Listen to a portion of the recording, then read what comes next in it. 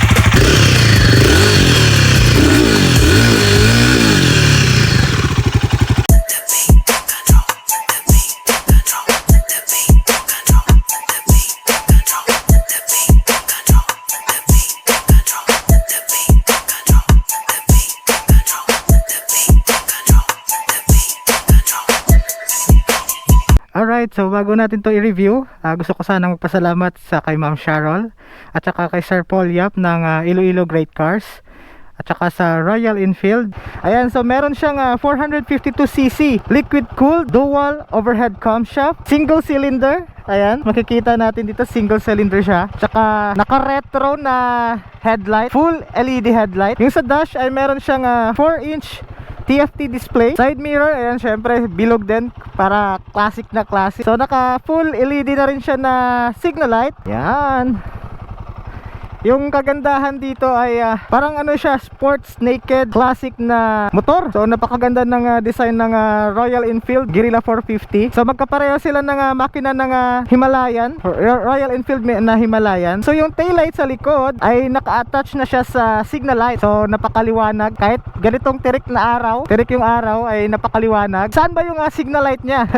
So dito siya sa gitna nakalagay. Try natin. Yan.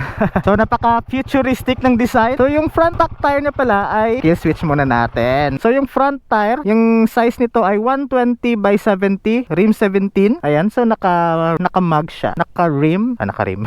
Ayan, so naka-radiator guard na siya. Accessories to. So pwede pa kayong bumili ng crash guard dito para safe. And then, yung sa likod naman ay 160 by 60 sa rim 17. So sa likod naka single disc brake na single piston caliper at saka yung sa harapan ay naka single disc brake din siya, single disc na naka dual piston caliper na siya. Ayan, so napaka-pogi ng motor na to. Saka yung sa torque, yung torque nito ay 40.2 horsepower siya at 8,000 RPM. And then yung torque naman nito ay maximum torque niya is 40 Newton meter at 5,500 RPM. Ayan. So yung gear pala nito is naka 6 speed, 1 down, 5 up. Test ride na natin yung motor na to para malaman na natin yung power niya. So let's go. Unang sakay sa natin sa Royal Enfield Guerrilla 450.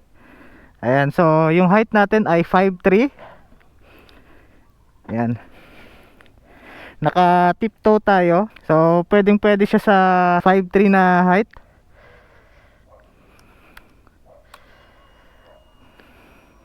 Unang andar. Ayan. Napaka-responsive ng gina-review ko lang. Napaka-responsive ng kanyang throttle. Especially naka-ride by wire na siya. Ayan. So yung motor na to ay naka 15 Newton meter at 5,500 RPM. So napaka-torquey niya. So ngayon, ite-test ride natin yung motor.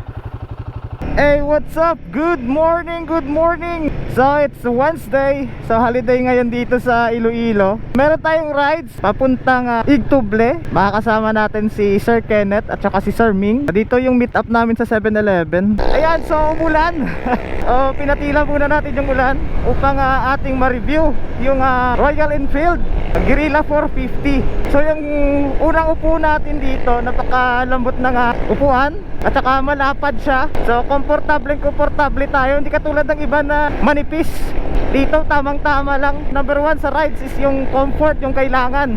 And then pangalawa, sitting position. So naka-upright tayo, hindi yung sports na parang nakasubsob. Tinatry ko rin siyang i-maneuver ng ganito. So napakagaan mga master. At saka yung engine brake, lalo na mula sa eto, katulad nito, traffic pa. So syempre dahan-dahan tayo, madulas yung daan. Kailangan natin mag-ingat. Ay, kasama ko pala si Sir Kenneth. Ito, high RPM.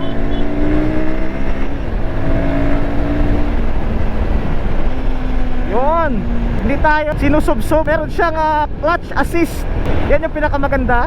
At hindi talaga makakala yung likod nyo dito sa Guerrilla 450 ng Royal Enfield. Tsaka nilagyan ko rin pala ng tank bag, kasi yung tank nito ay metal siya, kaya kakapit talaga yung magnet.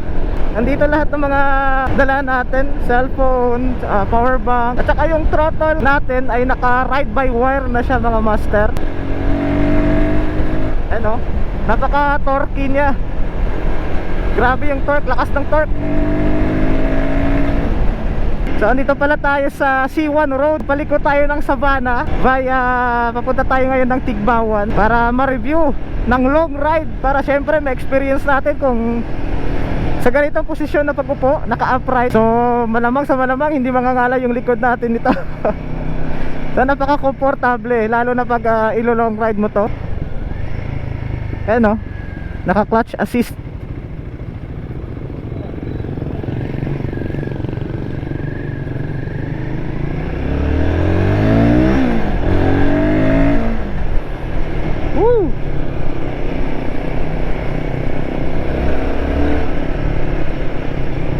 Ayan, grabe. So gusto nito ay mga high RPM.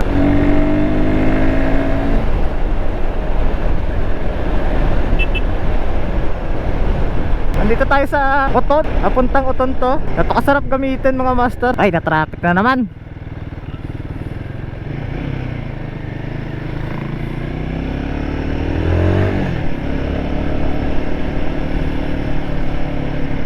Tsaka magaan siyang gamitin mga master, no? Tinry ko siyang ganyan-ganyan.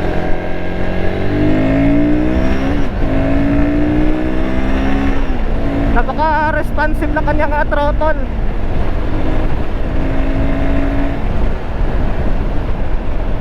Tsaka pag kinakailangan mo yung power talaga, binibigay niya.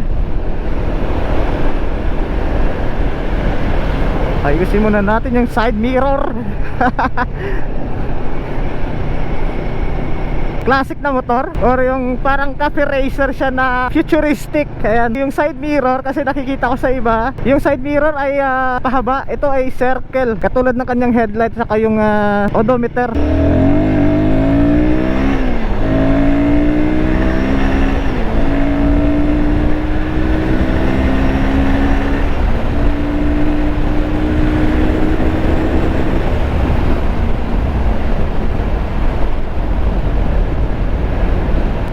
Grabe, puro grab. Ito, napakagaan niyang gamitin, no?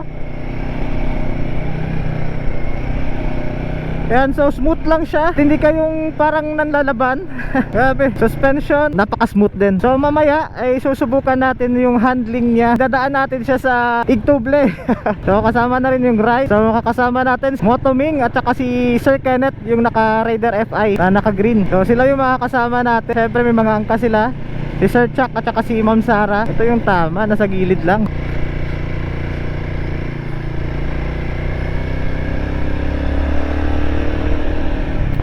Hey, what's up? Good morning ulit. So, andito tayo sa Igtuble. Paakyat kayo yung daan. Tetest natin yung Royal Enfield Guerrilla 450 na nakuha natin sa Iloilo Great Cars. May sa mga daan na nadaanan natin, ng mga lubak-lubak. Napakaganda yung suspension niya. Hindi siya matagtag, napaka-smooth. And then sa mga paakyat naman na daan, katulad nito, so yung power talaga ay nandyan. So hindi ako nilagay sa alanganin. Sheesh. So meron pa akong back rider. So easy lang, easy. Yan, lalong lalo na sa mga ganyang corner.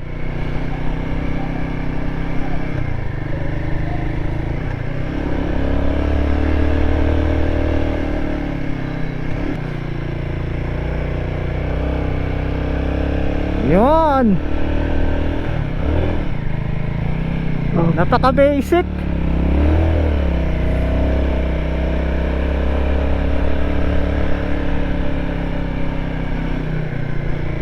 So maganda din siya i-gamitin sa rides kasi hindi siya naka-upright yung sitting position natin. Ito yung grabe oh.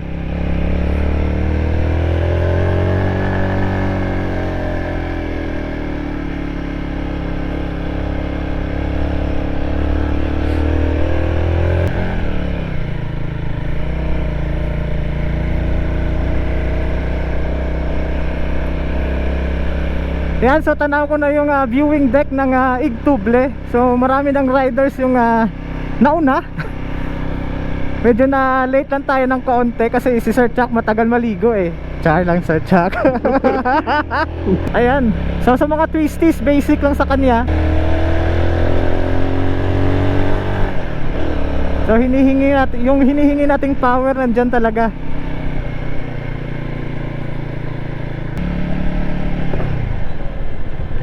Wow.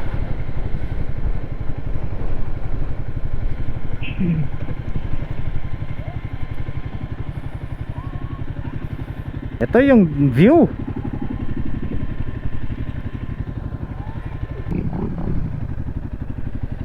Ayun yung twisty sa baba.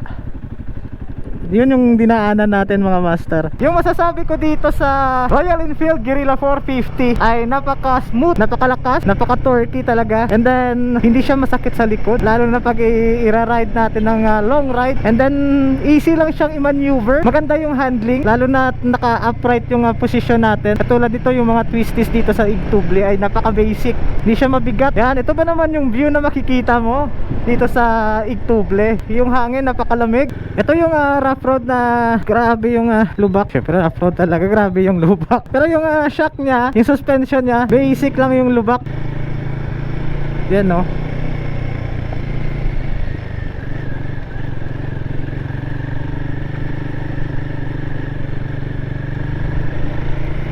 Kahit lubak-lubak yung daan, comfort pa rin yung biyahe ko. So hindi ka talaga mabibitin sa kanyang power. So yung torque niya ay 40 Newton meter at 5,500 RPM. Ayan, so pag kailangan natin ng mag-overtake at saka yung ano niya, yung power niya hindi delay. Ayan, nakatulad nito.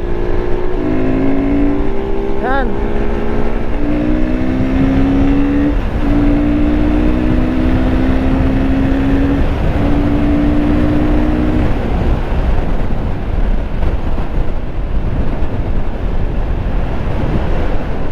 Grabe yung power niya. Ito yung Naked Sport na classic na Royal Enfield. So based naman sa ano niya, sa handling, napakagaan. Hindi siya yung motor na mabigat. Highly recommended din siya sa mga beginners like me na minsan lang makapaghawak ng malaking cc. Kahit maliit yung gear indicator, makikita mo talaga kung nasa saang gear ka na. Ito yung fuel, tsaka yung speed natin nandito din. Iritin natin. Forward. Napaka-responsive ng kanyang throttle na naka ride by wire. Hindi siya delay. Hindi siya delay. Ayan o. Try natin o. Oh. Yan, hindi siya delay.